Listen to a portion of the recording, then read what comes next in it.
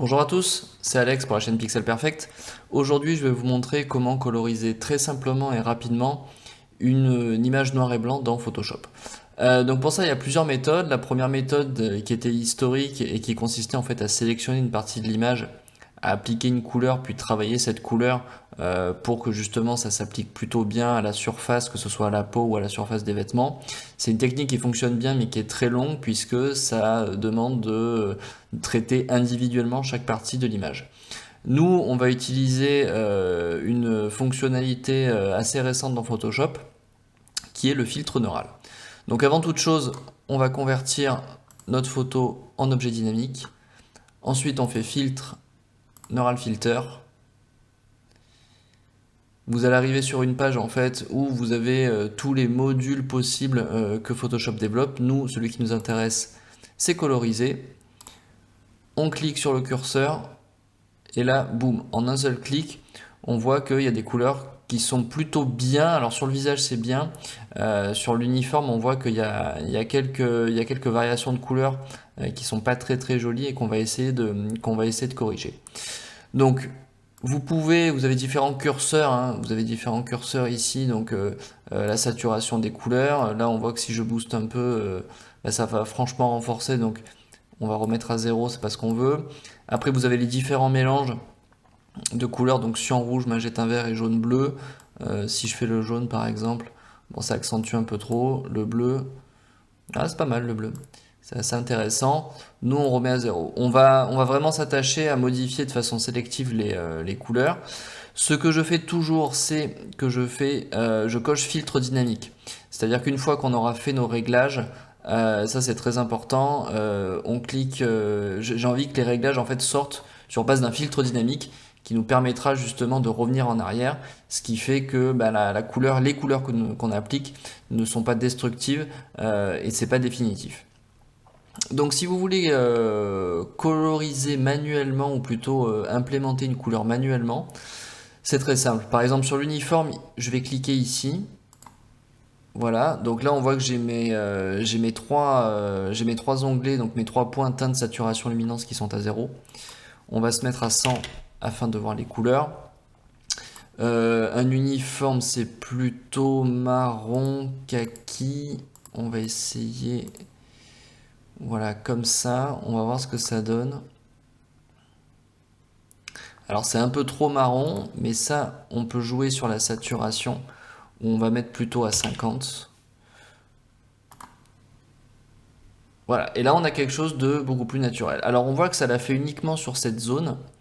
On voit là par exemple sur l'épaulette, c'est pas le cas. Donc une fois que le réglage est fait, c'est pas compliqué. Nous on veut appliquer cette même teinte partout. Donc on va cliquer sur les différents points qui ne sont pas de la même couleur afin d'harmoniser. Voilà, ici j'ai cliqué sur l'épaulette, hop, on voit que ça a pris la couleur. Après je vais cliquer sur la manche ici qui est un petit peu marron. Hop, et ça colorise comme ça. Et on va continuer, on va le faire progressivement sur tout l'uniforme. Voilà, là on est pas mal. On voit ici que sur le revers, il y a une petite teinte rouge là. On va enlever ça, voilà.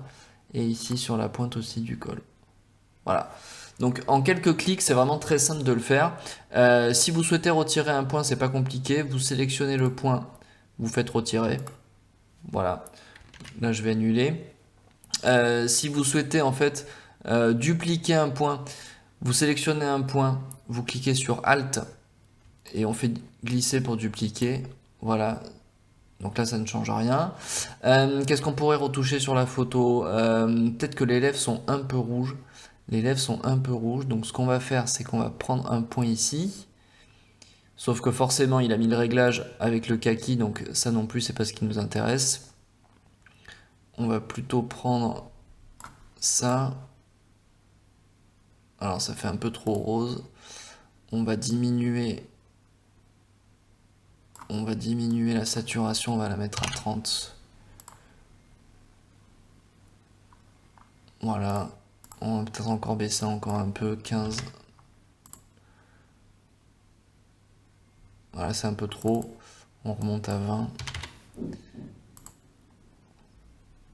Voilà, là on a quelque chose d'un petit peu naturel. On va essayer de retoucher la peau parce que ça a perdu un peu en couleur. Donc pour la peau, ce qui marche bien, c'est généralement de se mettre sur du, voilà, on va essayer 15, 20 et 80. Ouais, on va peut-être augmenter un petit peu la saturation. Voilà, là c'est un petit peu mieux. On a donné un peu d'éclat, on va essayer de renforcer ça sur le reste. Voilà, ça fait pas trop rose, ça fait plutôt naturel, c'est léger. Donc voilà un petit peu en quelques clics, là, ça a pris même pas 5 minutes. Vous pouvez redonner vie aux photos de vos parents, de vos grands-parents. Donc c'est quand même une fonctionnalité qui est assez sympa. Donc on a bien sélectionné filtre dynamique. On clique sur OK. Là, il va générer le calque de sortie. Voilà, ici.